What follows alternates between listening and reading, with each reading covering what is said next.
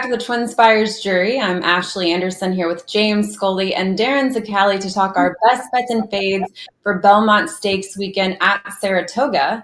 We're also going to look at some Churchill racing later in the show. But we're going to focus in first on the stakes action on Friday and Saturday's cards at Belmont at the Spa. So James, let's start things off with you. What's your best bet of the weekend? My best bet of the weekend is going to come in the Grade 1 Manhattan Stakes. My best bet is number 5, Program Trading in the Manhattan Stakes on Saturday. Program Trading was just a maiden 13 months ago. He broke his maiden last year in mid-May, and he really just started to come to hand, I thought, in his last 2 starts for Chad Brown, winning the Grade 1 Hollywood Derby and the Grade 1 Old Forester Bourbon Turf Classic. And Chad Brown's, best turf horses or best old, most prominent male turf horses all got better with age and experience. I look at Program Trading. This race here, he ran against Naval Power. It had several starts during this year. Had a huge recency edge. This is Program Trading's first start since December, and I expect him to do nothing but improve upon that effort. I think he's going to continue to get better for Chad Brown moving forward off of his seasonal debut at age 4 this year.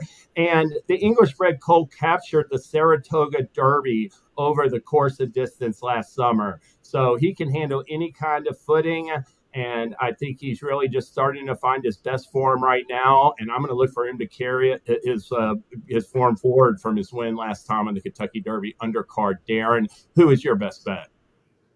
Well, we're going head-to-head, James. Same race, different horse. At the price, I could not like a horse more than I like Al Riffa in the Manhattan Stakes.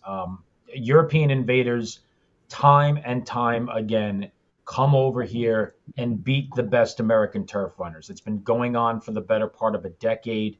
And on top of that, there's another invader from overseas for Charlie Appleby that's going to likely take more attention at the windows, enhancing the value of Al Riffa.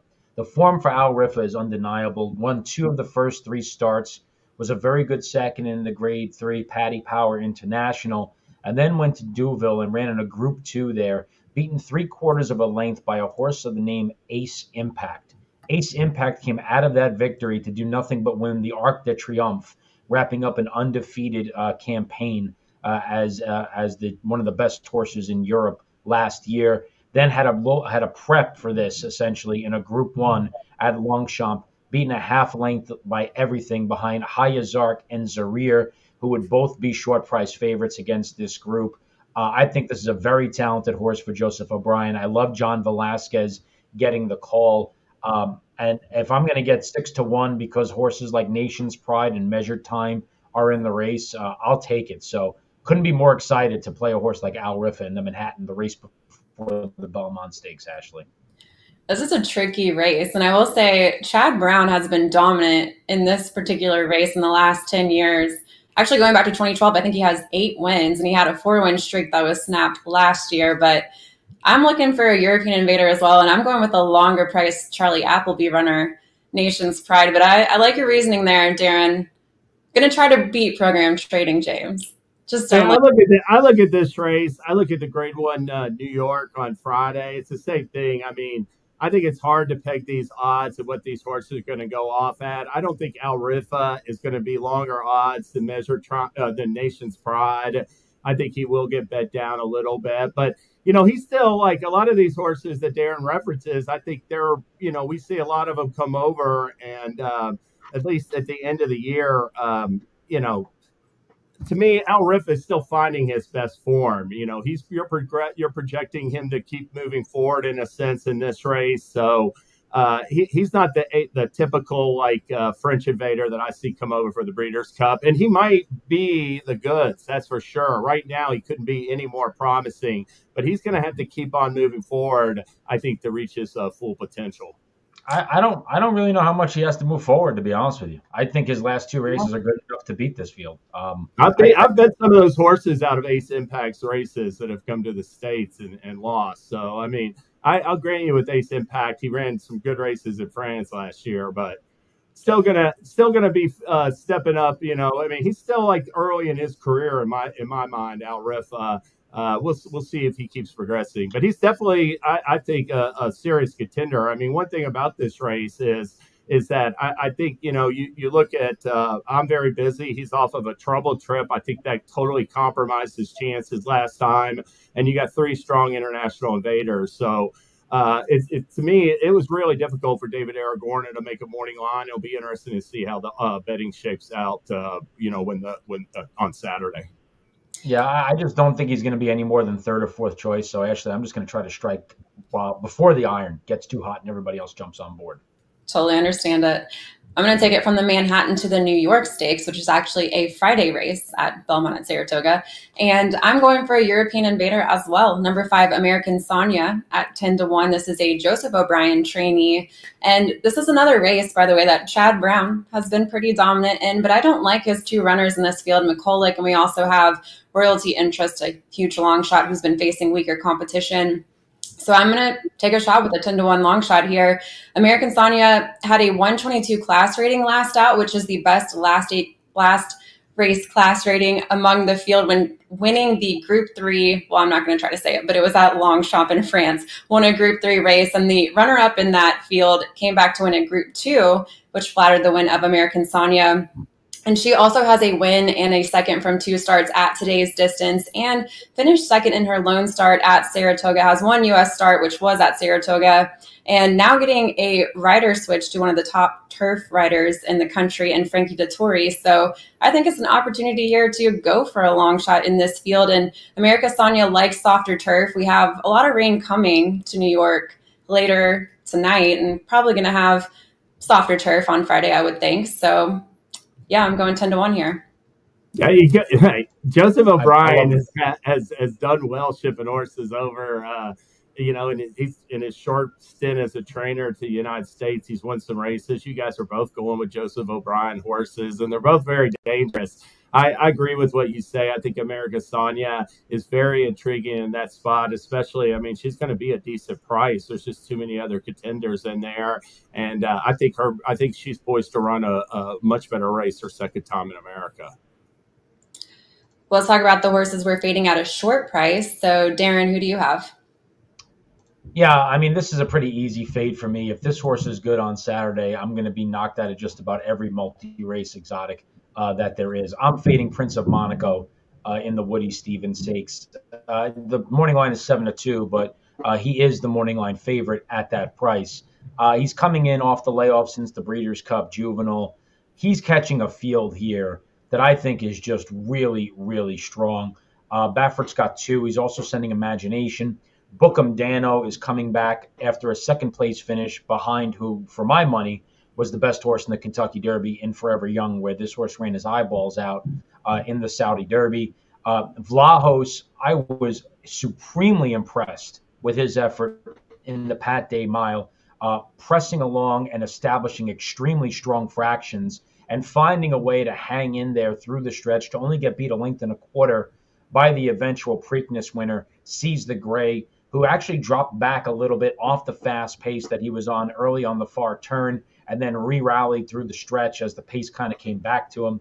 And the aforementioned Nash, who was a really good second in the Pat Day Mile, also in this race. I just think this race is wide open. And if you're going to settle on a short price on a horse that's coming in off about a 7-month layoff here, you could do a lot better than that. So if Prince of Monaco wins, guys, I'm going to be restarting and hitting the reset button from race 9 onward. He's going to be much lower than 7-2.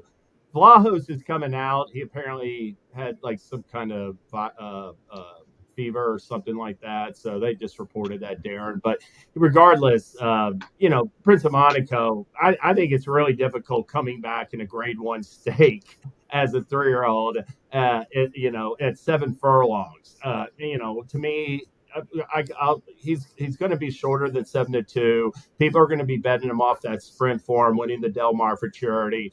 But I agree with Darin's sentiment. I don't want to take a short price. I need to see a race at 3 first before it's backing him in a Grade 1 7 furlong stake like this, Ashley. And of course, his 3 wins, when he had that 3-win streak to start his career, he was facing 3 rivals, 4 rivals, and 5 rivals. So not exactly that. I mean, I don't want to sell the best pal win short. He did beat Muth that day, who won the Arkansas Derby. So that's good for him. But then he came back and he won the Del Mar Futurity against Miramati, who still has not won a race. So, I really question a lot of the 3-year-old Californian form. And when they show up against more seasoned, more established runners that have been duking it out in some of the tougher races that we've seen this spring, I'm going to fade them every chance I get. All right. Well, my fade is going to be number 2, Casa Creed in the poker, the Grade 3 poker on Saturday's card. That breaks my heart. Casa Creed is an 8-year-old gelding. Last year, he went overseas. He ran in a sprint race, ran like a head second. Then he came back to America. First race on the Belmont undercard, he ran 3rd in the Jaipur. So he has come up short. He came up short last year in his first race back. I think this competition in the poker is even better than the competition he faced in the Jaipur last year. And I'm worried about, he didn't run well. He shipped over to Dubai. He ran poorly that day in March, his last start in March, and he's an 8-year-old. So to me, Casa Creed is going to have to get past. Now, granted, his affinity for Saratoga. I mean, he's 4 for 6 over the course. Here we are watching the 4-star Dave win last year. Just a great performance from him, flying from off the pace like he does. But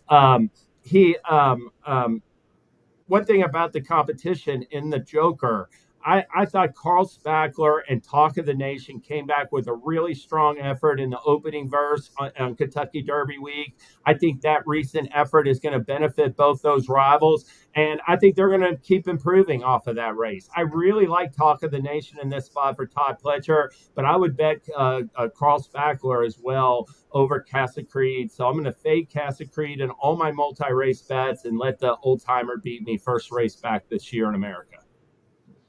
I don't blame you. I like Carl Spackler, Talk of the Nation, too. I mean, you're not getting much better of a price with Carl Spackler, so I'd probably try to go with Talk of the Nation for Todd Pletcher. But yeah, good chance to fade Casa Creed here. I don't know, Darin, you don't agree? Well, no. From a betting standpoint, I do. You bet against him in this spot for a lot of the reasons that James referenced. I do think it's a pretty tough field. Talk of the Nation, I think, is very good.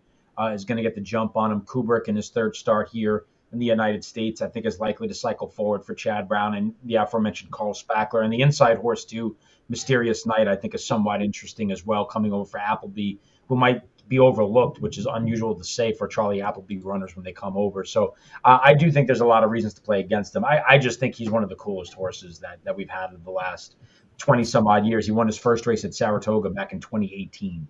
So he's just a really cool story.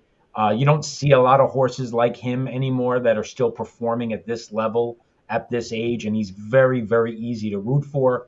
But, this is a handicapping little podcast episode, so I agree. You do bet against him at a short price here.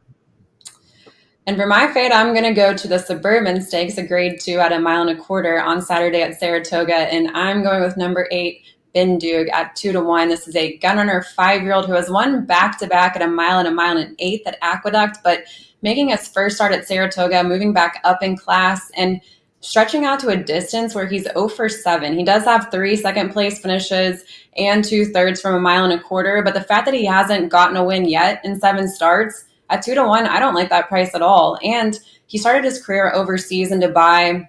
He's Group 1 place, but doesn't have a stakes win yet on his resume. So I'm going to look elsewhere. Charge It and Crouppy are also short prices on the morning line, but definitely not backing this 2-1 choice in this spot. What do y'all think? You think he's got a chance here? I think that's a good. Go ahead, Darin. I think he's got a shot. He's actually performed better in the last time out than I thought. I thought he was a play against last time, and he ran extremely well. And he seems to be developing nicely for Belmont and acclimating himself. Crouppy, I've never been a huge fan of. He ran 3rd in the Pegasus World Cup, came from far back that day, kind of regressed quite a bit in the Dubai World Cup.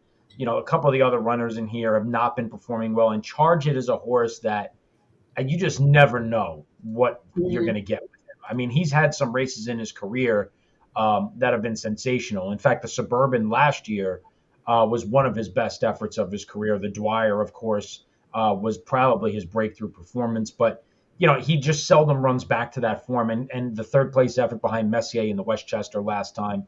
I just don't think this field is that strong, to be honest with you, for the Suburban. And to be even more honest, I'm disappointed that Next is not in the race. I was hoping off that win at Churchill that he was going to show up here. They mentioned the Suburban as a possible target for him, and I think he would have been the horse to beat here. But yeah, I'm just not too enamored with the race, to be honest with you, James. Yeah, I agree with that sentiment. They did. Eric Reed mentioned that. So I was hoping to, or Eric Foster, excuse me, mentioned the Suburban after Next one ran a mile and a half in 2:27 or whatever he did. It was incredible, his last race. But Ben Duke's last two races are better, Ashley. I agree with that point. But I do think that's an interesting tidbit, that 0-for-7 at the distance. And, I don't know if he'll keep moving forward off of that last race. He might take a slight step back, especially against better competition. All right, before we move on to what else we're watching for this weekend, Darin, what promos do we have for the Belmont Stakes Festival? We got the best promotion in racing.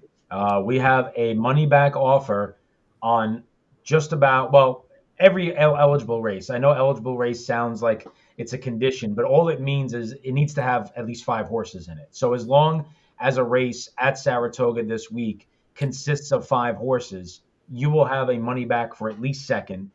If it has 8 horses or more, you have money back for second and third, and it's every single race starting on Thursday all the way through the last race on Sunday. No other advanced deposit wagering site in the United States is offering this promotion, so we're extremely happy to be able to offer this to our players. The Belmont Stakes Week money back, every race at Saratoga with at least 5 horses. Be sure to be opted in and playing with us, and you're going to get the money back within 10 to 15 minutes of the race going official, so you could cycle it right back and churn that money over in the coming races after that.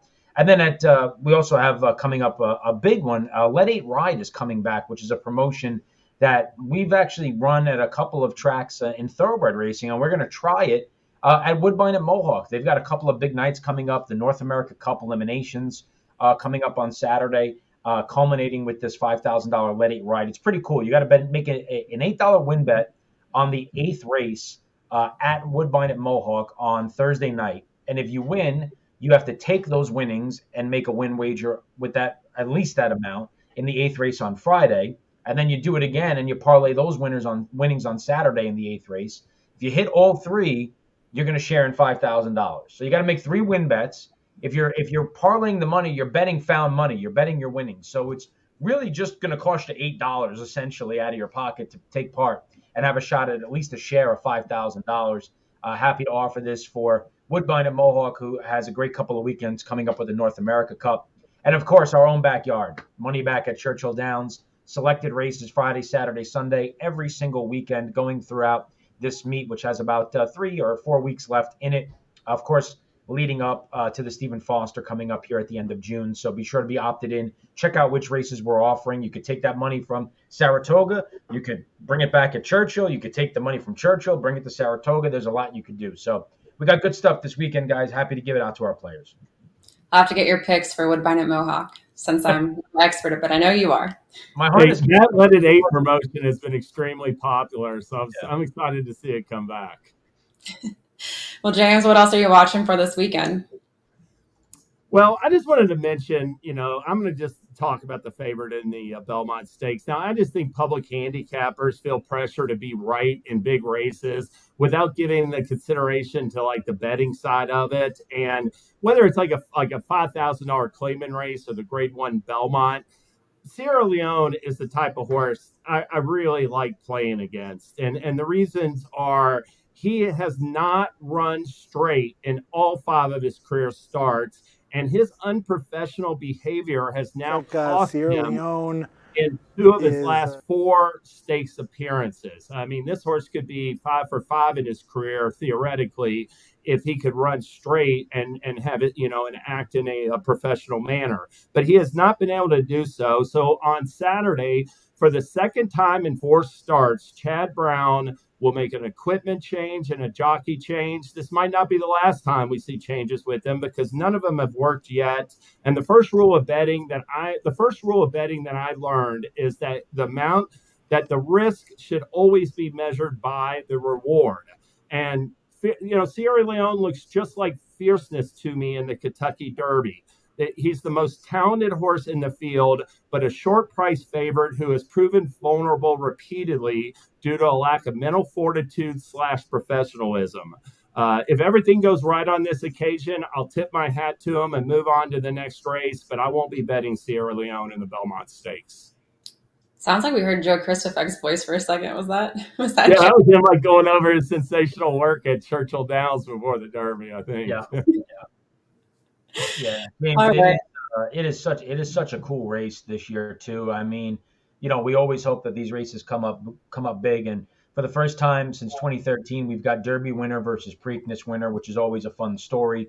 We've got the top 3 finishers from the Peter Pan. We have the Derby runner-up in Sierra Leone. We have Mindframe, who is this rapidly developing, freakish-looking talent that's showing up in the Belmont, and we'll give out our Belmont picks in just a minute, but I'm really excited for the race. I think it's a fantastic addition of the Belmont Stakes. And, a 1.25 mile at Saratoga. Look, I'm a traditionalist, and I love the 1.5 mile Belmont, but I'm kind of interested and a little bit excited to see this edition of it coming up in 2024 here. Well, Darin, what else are you going to watch for aside from the Belmont? You mentioned the New York Stakes on Friday, and it's going to mark the return of Warlike Goddess as well in this field. Warlike Goddess was supposed to run in the Bewitched Stakes, where she was trying to win it for like the 14th year in a row to start her campaign as a 7-year-old. But she actually kicked herself in the stall the morning of the race and suffered a minor abrasion, and they had to scratch her from that. So she's coming into this race off a little bit more of an extended layoff since the Breeders' Cup Turf last year. She's an 11-time winner from 18 starts. She ran 3rd in the Breeders' Cup Filly and Mare Turf in 2021, 3rd in the Breeders' Cup Turf in 2022. Just have the utmost respect for this filly. She's kind of like a Casa Creed type. She's coming back at age 7, something you don't see that often with these Group 1 type performers. Even the fillies and mares, by now, they're often just retired and bred. So she makes for a very interesting addition to the New York Stakes, which you could make the argument, guys, might be the best betting race of the weekend. It is just an absolutely fantastic edition of the New York Stakes, race 11 on Friday at Saratoga, guys. If they bred Casa Creed and Warlike Goddess next spring or early next year, they'd be like 20 years old combined by the time that foal hit the racetrack. I mean, they are old. Yeah, I mean, even more impressive than that would be if Casa Creed at age, I mean, he's actually a horse. He's not a gelding, but at age 9 to start a stallion career. It's just, exactly. Well, I mean, Warlike Goddess is a homebred because there's there's no commercial appeal in racing mares, especially past their 6-year-old season. So, sure. She's a homebred and they're going to keep her babies. And if they want to keep her in racing, more power to them. Absolutely. You don't see enough of it. And whenever anybody keeps a horse or horses like this in racing, I just tip my cap to them and just to thank you for keeping the stars on the racetrack. It's something we certainly don't see enough. I was disappointed to see her scratch from the Bewitched. She was going to go for her 4th straight win there, but coming off this long layoff, not sure I feel as confident, but I 100% was circling her in the Bewitched. Yeah, she was going to be 1 to 5 there. She was an standout that day. Yeah. Well, there's a lot going on at Saratoga this weekend, but we also have some stakes racing at Churchill Downs. And I wanted to mention real quickly the Grade 3 Matt win on Saturday. We have 3-year-olds in this field, a couple that you saw on Kentucky Derby Day, 2 of them in the Kentucky Derby, West Saratoga and Society Man. And then we had 2 from the Pat Day Mile. We have runner-up Nash, who actually is cross-centered in the Woody Stevens and has been training at Saratoga, so probably racing in the Woody Stevens. And then we also have Houday, who finished 4th in the Pat Day Mile. That was my pick, but Darin beat me there with Seize the Great that day. I remember it well. But Seize the Great came back and beat me out of everything in the Preakness. So I actually bet a horse and then did not bet him back 2 weeks later. Oh my gosh. I will say too, Brad Cox has Rocketeer in this field, so Nash has a stablemate entered as well. And Rocketeer's interesting. He's Triple Crown. He was Triple Crown nominated, and he made his debut at Keeneland in October. Won on debut by about 4 lengths, then hit the bench, and we didn't see him until April. And he finished a very good third in an allowance at Keeneland in April. So now making his third career start. I kind of like him at 6-1, but I probably will end up backing Houday here, stretching back out to 1 1/16 of a mile. He's pretty good at that distance, so I'm going to look for a little Bengals connection to get the job done. Is that your angle too, James? You gotta back Houday when you see him running, right? I mean, I miss Joe Shiesty. I'm still kicking myself over that. Yeah. I think West Saratoga will be interesting to see how he runs. I mean, he ran 12th in the Derby. He's never won. You know, he's just a hard-trying horse who likes Churchill Downs. He's never won at 2 turns, so, you know, that's still a little bit of concern, but I think he'll be lower than 10-1 to post on. And I will say Saturday, I know most people will probably be focused on Saratoga, but we have the Mighty Bow Stakes as well, which is a 5-furlong turf sprint, and we have couple of good runners in there with Mo Stash, Coffee Maker, a Wesley Ward trainee, and Rivet is trying turf for the first time. This is a dirt sprinter that's been going up against Scully, his stablemate over at Oakland Park. So interested to see how he handles the turf for the first time. But to close things out, let's bring it to the big race, the Belmont Stakes. We have been giving our picks for each leg of the Triple Crown. So James, tell me who your pick is in the Belmont Stakes. My pick is number 8, Honor Marie, 12-1 on the morning line. Honor Marie experienced the worst of it at the break of the Kentucky Derby. He got slammed hard and shuffled back to last of 20 during the opening stages. And he continued to find trouble most of the way, finishing better than it looked, 8th, I thought. Now, after getting little out of his seasonal debut, he just didn't get going until like the stretch, deep mid stretch of the Riz Star. I thought that he was a perfect candidate to move forward off of his runner-up effort in Louisiana Derby. And I think he's sort of in the same boat off of that troubled 8th in the Kentucky Derby. I think it's real encouraging that he bounced back out of that race well and has worked, you know, according to the reports I've seen, he's just looked terrific, like training since, since he returned for Whit Beckman. Whit Beckman even said that they gave consideration to running him in the Preakness, given how well he came back. And I just expect him to put it all together with a strong showing. Whether he's good enough will be determined, but I do think there's the potential for a solid pace with Seize the Gray and Dornick out there. And I'm going to take the late running Honor Marie. Who's your pick in the Belmont Stakes, Darin? Yeah, I'm getting very bold here. Look, I'm taking a strong position against Mindframe. He's the profile of a horse that I play against every time.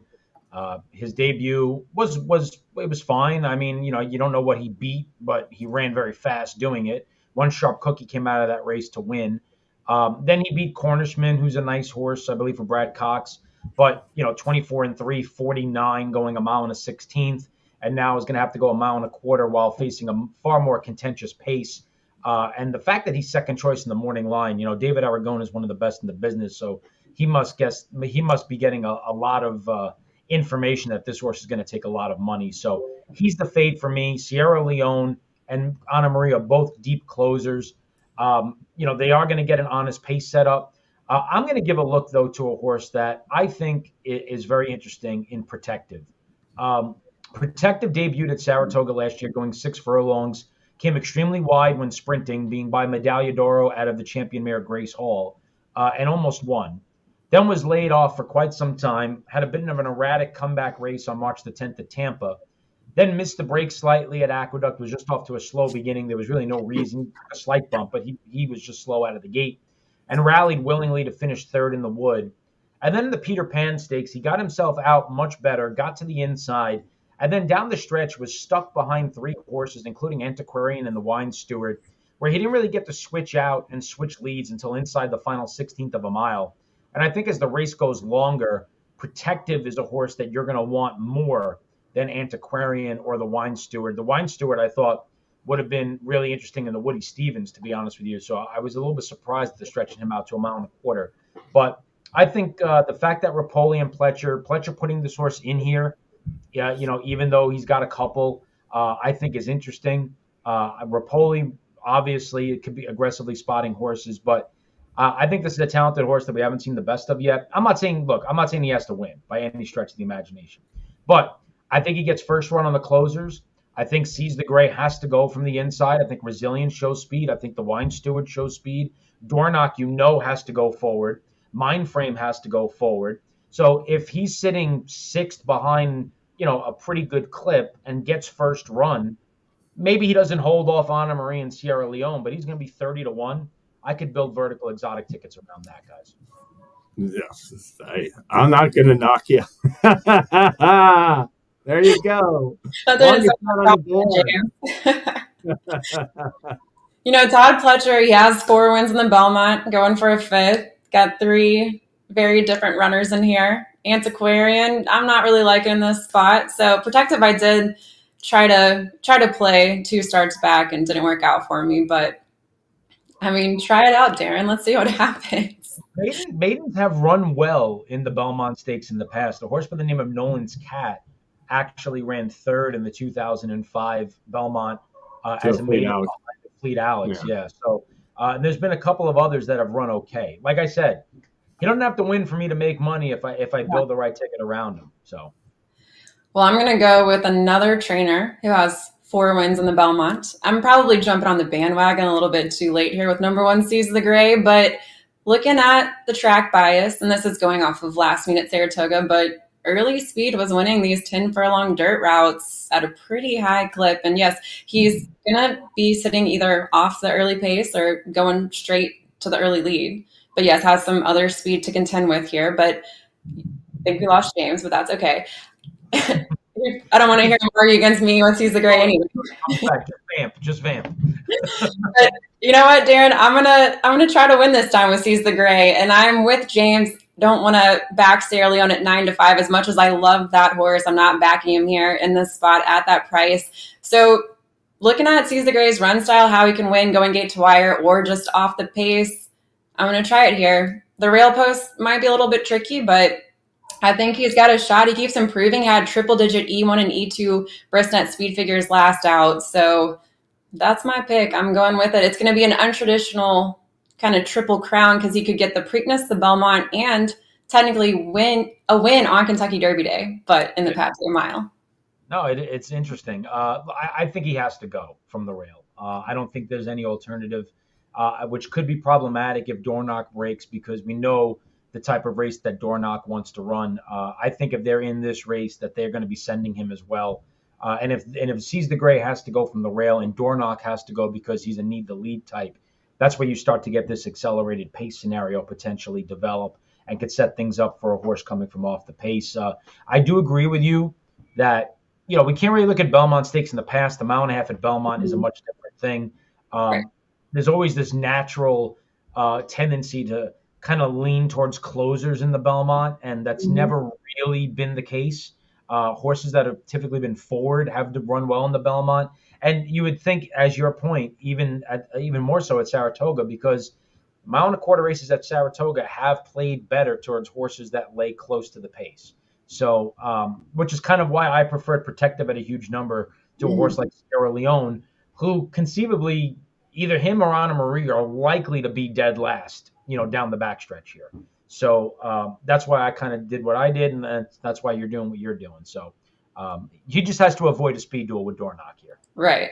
And you were saying before we recorded that Dornock has been getting a lot of chatter, but I've been fading Dornock a long time. I did almost actually consider him in this spot, but I mean, looking at his last couple of races, I don't see why he would get the early lead here, and I think he needs it. Yeah, that's the question. I don't know why a lot of people like him. It could just be going back to watching the Derby and seeing, okay, he missed the break. He got shuffled back. He never had a chance. He tried to make a move. He got shut off again.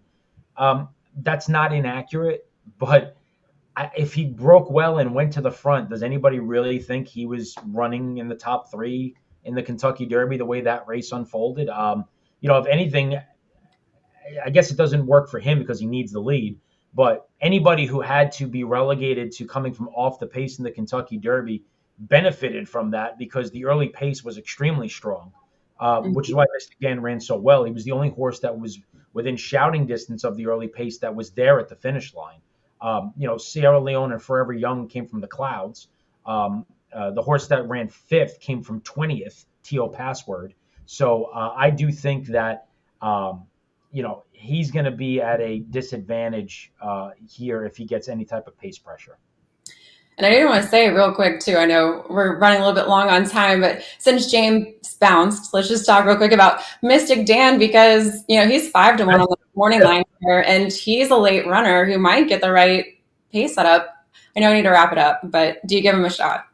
He's got a shot if he gets the trip. I mean, he's likely, if Resilience and Seize the Gray both go, he could tuck into the inside just behind them and get a similar trip to what he had in the Derby and the Preakness. There is potential for some wet weather in the forecast on and off throughout the week. We know he likes moisture in the track.